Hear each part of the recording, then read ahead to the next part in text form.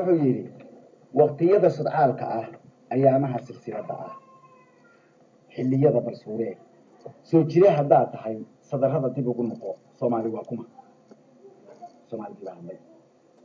sinaantaan la magacahay sankuneefle ma ogoli inuu iga sarrayn karo anna garasho sogordahan soorye ruux ugama dhigo soomaali baanahay ninna madax salaax iyo kama yeela seetada sasabada ma qaayibo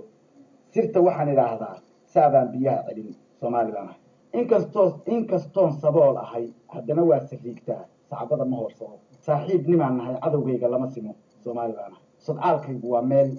sahaydaydu waa dacar soodintaydu waa caan seeftaydu waa cudur naftuna geedka iga suran soomaali baanahay nin isigay ma nabad galo nin isugayna maba jiro libta weli ma sii dayin gardarrada ma saacido nin xaqlana cid lama simo soomaali baanahay nabaddaan u sahanshaa colaadaan ka salalaa sooma jeesta goobaha ninka nabarka soo sida gacantiisa kama sugo soomaali baanahay dabayshaan la socodahay salfudaydna uma kaco waabay sunaan ahay